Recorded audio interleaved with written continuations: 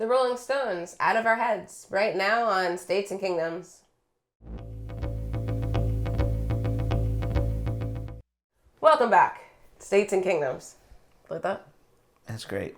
Welcome back to States and Kingdoms. Today we're talking about the Rolling Stones' third English album, Out of Our Heads. Yeah, we're following the English albums, which is interesting because with the Stones, I actually kind of prefer the American versions of actually both the last thing we did and this. Right. So, of course, we're working our way through the mono box set that we purchased. Right. So this is the third installment. Yeah, wait. This is going to be fantastic. Recently, we stepped up our production value. We hired an editor. Ah. Ooh. Modern movie magic. Yeah, hell yeah. So, this album is interesting because to me, it has a little bit of a different sound from the first two.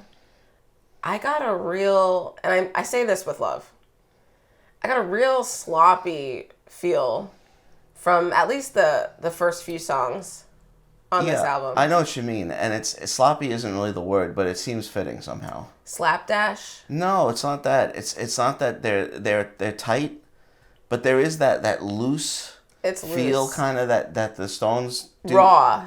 No, really. No, you don't apologize. I'm sorry.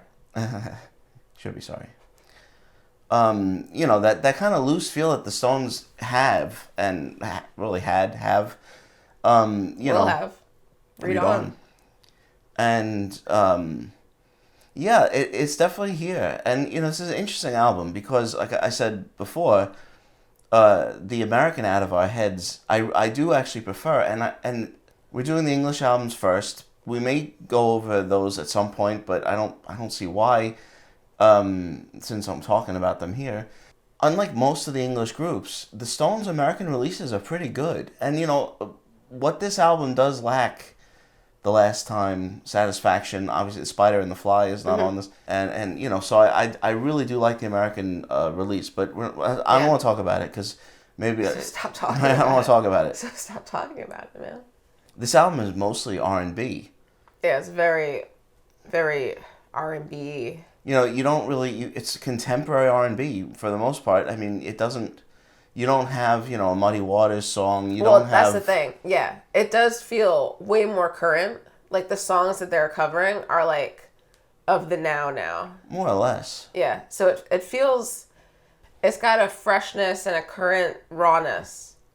As on the first two albums, they do great versions of these songs. The version of Hitchhike, is great. It's really good. Yeah. It's like real... Like, this album... I said the Charlie Chaplin thing. Dancing was superb. Very good. Good.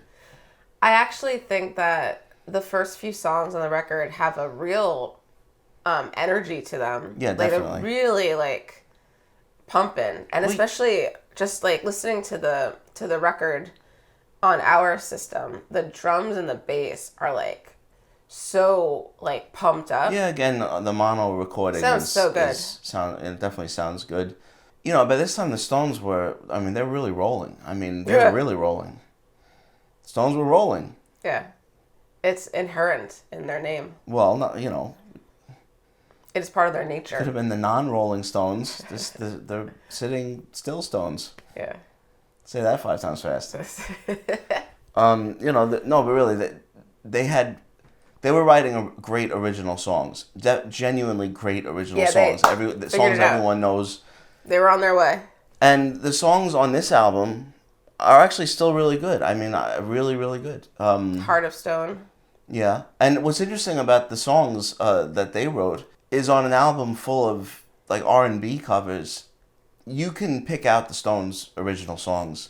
Yeah, they wrote those. It's more pronounced. There's a country tinge to them. There's some things that you would just continue to hear for the next. There's just that touch of newness. There's 500 years. Yeah, exactly.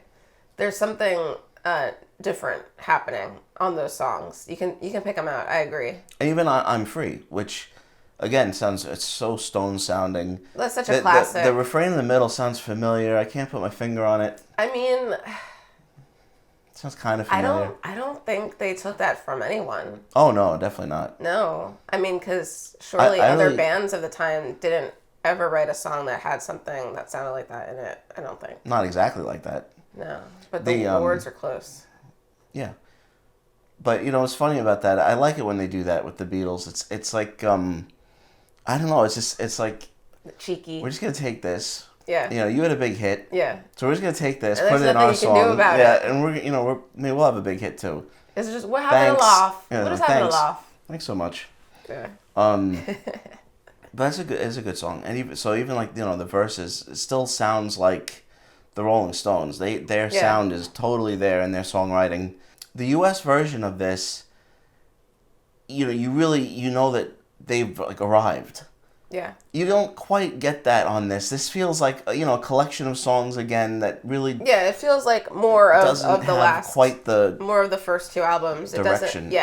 It doesn't have like the sparks that I feel like the American version has. Those like little those are great songs. Like those singles were singles for a reason. They picked them because they were really good. I mean, the American Out of Our Heads really it's like they've arrived. Their songwriting is fully formed, and those songs are awesome. Yeah. Their style, everything's come together on that, and then you're just leading into Aftermath, where it's without any question. Yeah. They have developed into greatness. Real songwriters. They could have been contenders. Yeah. Apart from all that, I like all the covers that they do on this. I like the versions of "Cry to Me" and "Good Times." Really, Good Times is fun. It's a fun song. It is a good version. It's a really good, kind of faithful version. But again, it's very clearly not Sam Cooke, and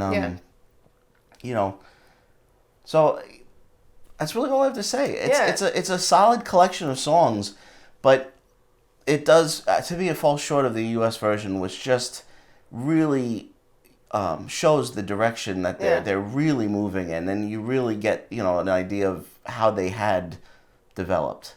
I was just gonna say that I'm really enjoying Mick Jagger. Mm-hmm. Many have what? Many have. Oh. I'm really enjoying Mick Jagger. I'm really starting to appreciate him in a different way, listening to these earlier albums a lot. And it's a personal thing. It's just between me and Mick. There's a lot of image to get through with Mick Jagger, I think. A long history of, Well, because you can't, we can't help but, come at this from the reverse, basically. Well, I'm just saying, even just being our age, when you were first aware of Mick Jagger, you saw him this way. Right. And now we're just listening. Yeah. Not looking, just listening to him. So that's what I'm saying. I'm really enjoying his voice and his style, and it's a lot of fun listening to these records. And the attitude. That's why the marketing, the Beatles versus Stones things was so brilliant. It really was. Because, there's some truth to it. Well, there's truth in that the Stones' attitude and their approach was different. Well, you even said, this album sounds a little lo-fi. They're, a little bit, again. Less produced, bluesy, kind of grungy, edgy. On Gotta Get Away, I even hear, somewhat an influence on Lou Reed. Mm-hmm. I know that he admired the Rolling Stones. I don't know how exactly much, but I hear it there. It's not. Yeah, I think it's pretty clear. It's actually in the music. Yeah, and the delivery. There's I hear it once you point it out. It's just interesting. It's interesting that they're the Stones here and their impact even on someone like Lou Reed. Anyway, that we'll talk about that. I just added that in for no reason. No, it's good. It's a conversation. We're just talking now. Oh, is that what this is? Yeah, we're just talking. Just you and me. And it's fun too because just listening in this fashion, I feel like their trajectory, if you take the first few albums, is so different from the Beatles, from the Kinks, from the Who. It is. They really have. It's just interesting. If you take the first 4 albums of all the bands and you compare them that way, the Stones are totally different. Yeah. So solid. I think the lesser of the 3 Perhaps first English releases. English. I think because it's English. But solid, and good versions of everything. Yep. It's just if you listen to this, you just don't quite get how much they had developed songwriting wise. Yes. Thank you so much for watching our discussion of Out of Our Heads by the Rolling Stones. Please make sure to let us know in the comments what you think of this album. And please like this video and subscribe to States and Kingdoms. We have more videos coming out every Monday, Wednesday, and Friday. We will see you next time.